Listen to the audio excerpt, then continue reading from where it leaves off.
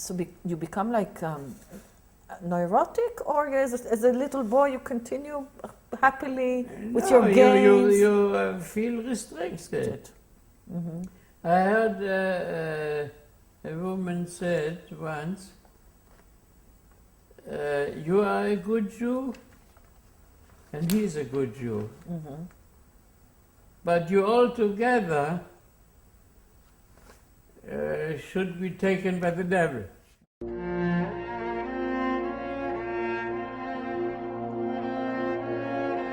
Meine Herrschaften, hier ist Bankrott in jüdischen Warenhäusern. Gehen Sie doch bitte weiter.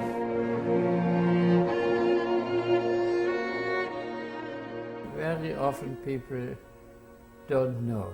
The Germans always targeted a group of people. So when it went against the Polish Jews, the German Jews felt secure. They thought, they only meet the Polish Jews. It's the Ostjuden. Yes. Then, when they meant German men, they thought they will leave the women and children. So always they concentrated on one group, and so.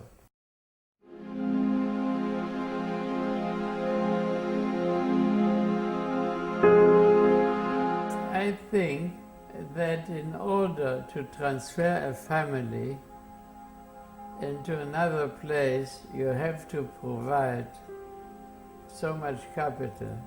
And in this respect, nothing has changed. If you are a head of a family and you fight every day in order to keep your family alive and the education, and not only this, my mother was the eldest of 5 children, and her mother told her before she died she should marry a sister, or things like that. She couldn't go alone and leave all her family. There's family ties, there's responsibilities.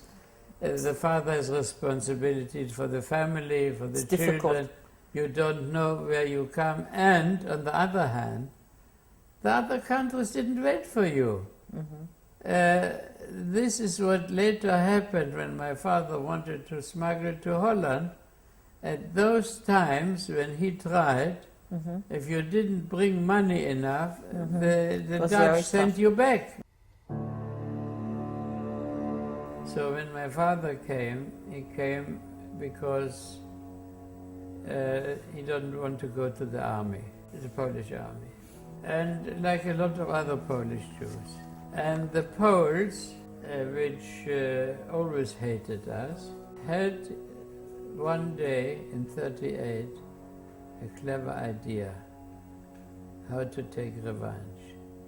The Poles decreed, in order to take revenge of the Polish Jews,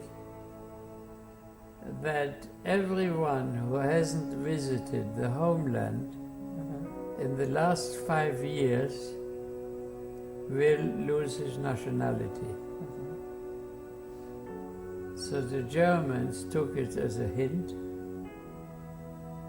and no country wants to have stateless people. So they surprised the people one early morning. This was October 28 of October 38. Friday, 38.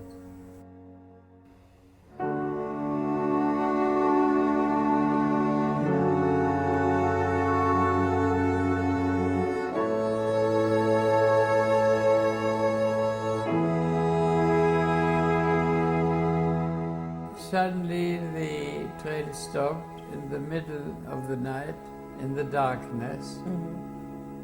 Everything around was dark, and they shouted, "Raus, raus, raus!" And there was only one light, and the back door was wide open, and there was another light, and then we saw 2 rows of SS with trenches, and they said, run. So people have been confused, didn't know, and it was very cold and rainy, and you couldn't see a lot, but from time to time you saw on the side of this way where you had to go through trucks loading, and they said, because everyone had only one suitcase, probably with the most precious items. So then the people had to run, and the Germans said, and here was where I was looking for the word, they said, throw away your luggage, you have enough exploited us. And a lot of people who really couldn't run got rid of their belongings, and we went through this, and it was terrible scenes because people couldn't hold on to each other. This is like... And they didn't see each other. It's thousands of people. Yes. And it was, there was not way anymore. It was like a field underwater. You had to go in mud. Like marshes or something. Yes, and in particular we had a woman with a baby who lost the baby from her hands. The blanket. She went through. So there have been a lot of scenes which, it's... And how do you manage? You're 10 years old. Yes, we have been running and Who was being holding together, holding and so on. I was the smallest. I was holding to my mother. You were sticking together. Yes. And after a while, suddenly, we have been stopped. And, all this scene, I also tried to not, to go into much details because it was a scene. Very traumatic. You frightened. Yes.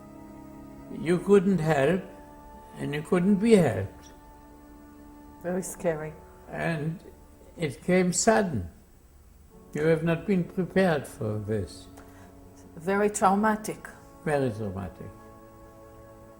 And then they said, you go there is Poland, where you belong to, and if you go right, there's the German woods, we are shooting. And then people continued going and looking, is it a tree, is it a person?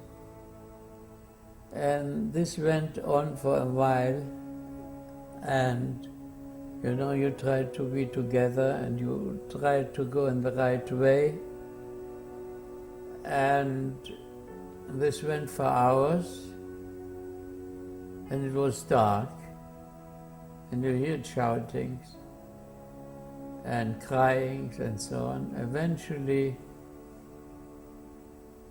it started to lit a little bit. We came to a point where people shouted, "Stoi!" This was the Polish border. And they said, you can't come in. So you're trapped. You are not Polish.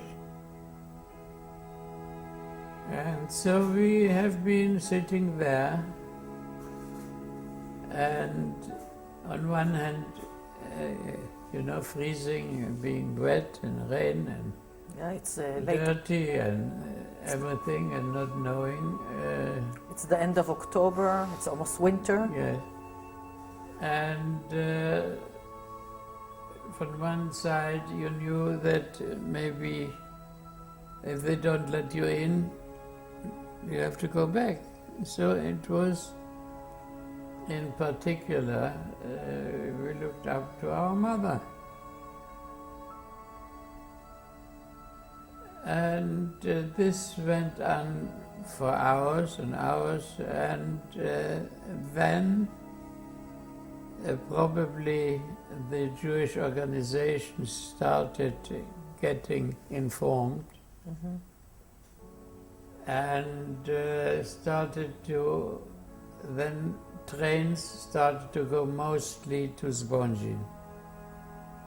I don't know how my mother managed that we have been on the train to Krakow.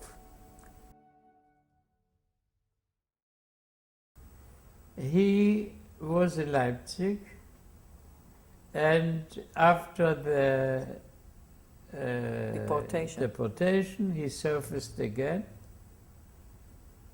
and continued his business. No one Yes. wondered how come? Yes. No, they didn't ask him why he's here, but they put him a trustee from the party, which I have all the documentation. There was Verordnung that from now you are not allowed to do any business, any check, any movement of money without signature of What about the trustee. And my father went to, I didn't know, but he left. And eventually I found out that he tried to escape? To smuggle to Holland. My father went to Berlin to my aunt, and she directed him to Duisburg, which was in direction of the, and there was supposed to be a German merchant who did with agricultural produce, and he came from the Dutch border, and he said he can smuggle the people. So there was 3 others he met on his way, and they went to the border without going into details, and they arrived on the Dutch side. Eventually, he has been sent to Sachsenhausen.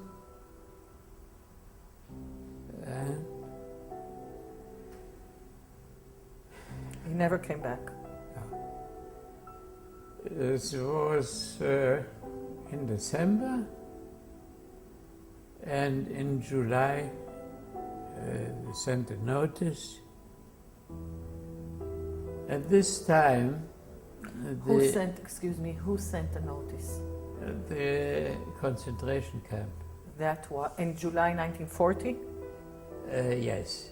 What was the this notice? time, What was the notice that you got from the concentration camp? they said our mother, her husband died on Milliardtuberkulose. Sorry? Milliardtuberkulose. They always have chosen a illness, and at this time, when the Jews lived very narrow, they always observed when a man came on a yellow bicycle with a yellow bag, they only looked where he dropped the telegram. Bad news. And the saying was, Mrs. So-and-so got a telegram. And then they said, if you send 2 marks 40, you can get a box of ashes. When the funeral was,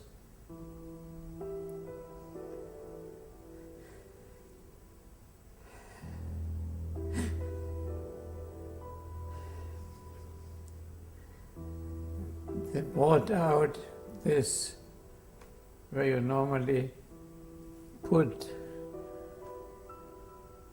one box. There have been 12 boxes.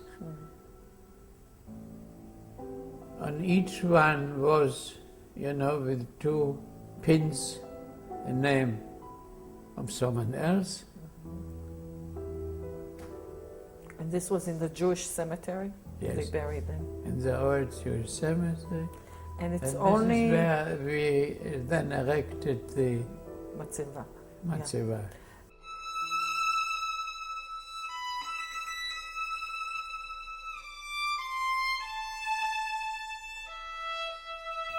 And? I said yes. For me it was,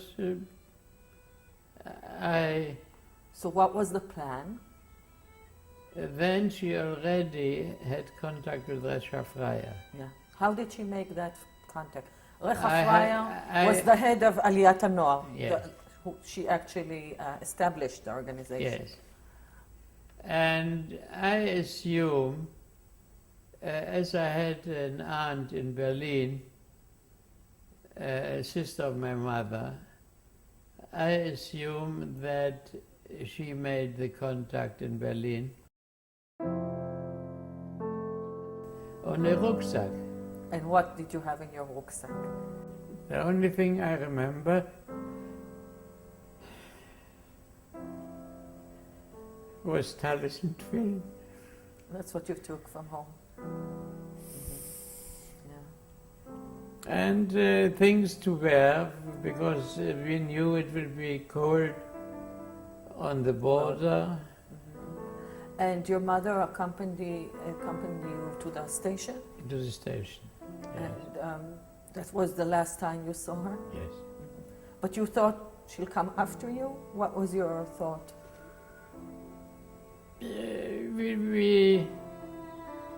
We never thought it's final. She probably knew. You think she did? Yes. Or she had hoped that she would get out as well? She was a very realistic person. And she tried first to rescue the children, to rescue the husband, and to rescue the sister. Yeah. What did she say to you? Do you remember when she said goodbye? Was there anything else she said? Not to erase any, she was too clever to make it, Easy. to let us worry like her.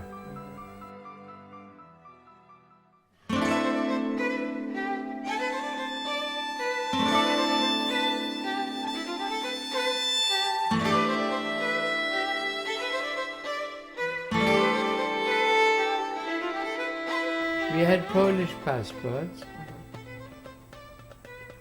and we came to Vienna On the train?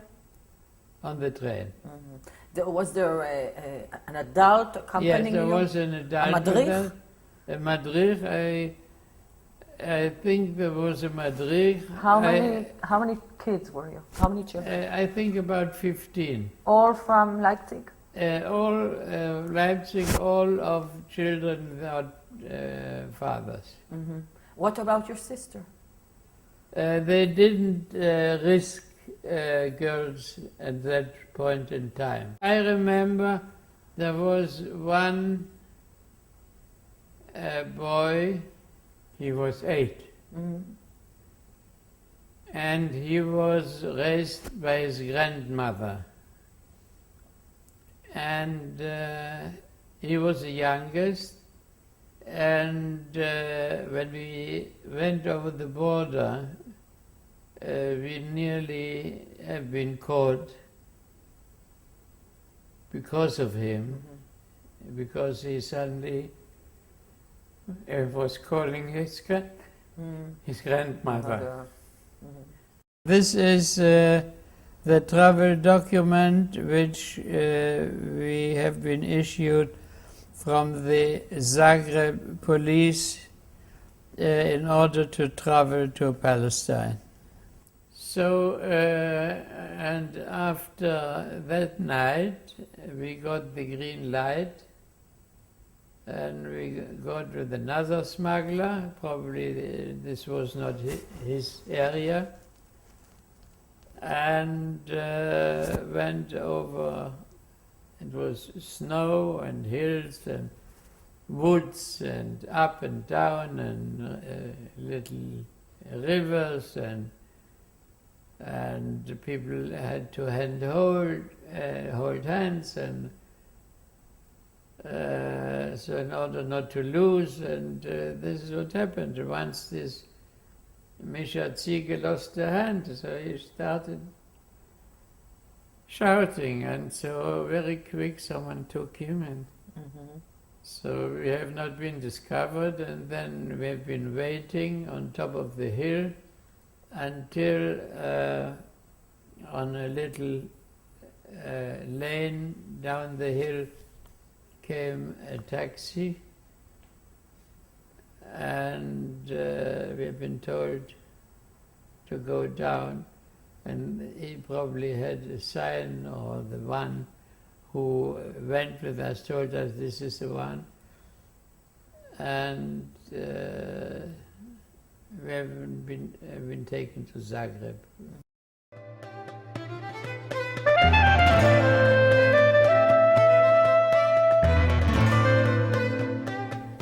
As we've been religious, we've been sent to Kfar HaNoah HaDati near Kfar Hasidim.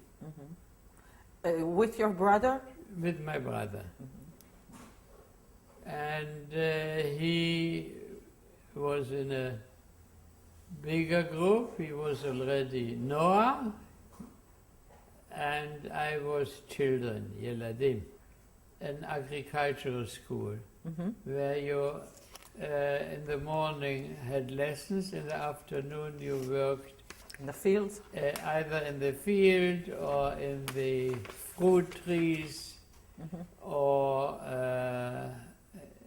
with the cows, or in the metal work, whatever, you know. Did you like it? I liked it. And before I have been transferred to Steakov from Kfar Noah HaDati, I was regarded in Kfar Noah HaDati as a rebel. There have been 3 children who came together, and we 3 have been like people who all the time had mischief in their heads, and we all 3, our name was Zwick, Zunz, and Zimbler. So they called us Kvuzat Tzadikim. So I lived with the family. They lived in a nice house, and I lived in they had machsan, you know, where the storage of all kinds of food for the animals in a tinned house. And at night, you know, I could hear on the roof all the Rats. mice and the rats, you know. I was in the middle, But, you know, and I went out to the field, and I was there for a while doing agriculture.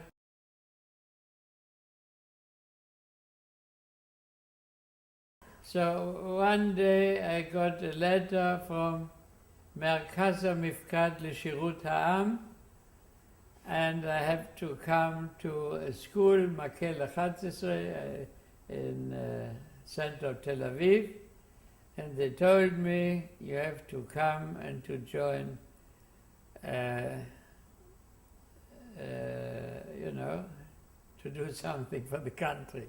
This was already after the state of Israel No, was established? no, the state was not established yet, the English was still, but they already left the camp in Tel Aviv. So near Jabotinsky, near the Yam, there was a hill, I think now it's a hotel there, but then there was Machane Yonah, and there still have been these wooden huts, and this was our first training camp. Eventually they sent us to Herzliya Pituach, which was then Herzliya Patuach, because there was nothing there other than dunes. After the army, I went as a civil worker for Chel Handasa, and we made the road from Beersheba to Eilat, because there was nothing there. So it was still Rashrash, and Ben Gurion came to plant the first tree, and I showed him a newspaper from Uri Avneri saying that at the moment is visiting a British minister in Aqaba, and he will see from the desert like Aqaba the flourishing Eilat. So I asked Ben Gurion, what is flourishing, your tree? And he said to me, it will be, and I didn't believe. I thought, this old fool tells me that here will be something.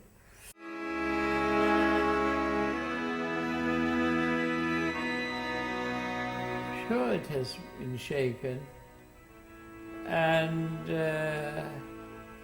I heard, when I hear those people, you know, we had, for instance, in London, a rabbi came to give a talk, and he said that the Shoah came as punishment. So I left. It upset you? Yes. And I was not the only one, because if people say they can't explain it, I understand. But to come and to tell me that those people are to blame. But it And undermined... what's about the children? Yes. It undermined your faith? Or not really? It undermined, sure. Sure it undermined.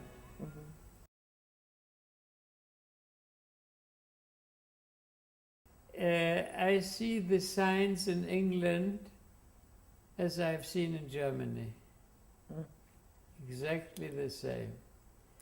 You felt anti-Semitism in England? In England, growing all the time. The official anti-Semitism is growing. I believe that things which should happen will happen. You can't escape your destiny. Goral.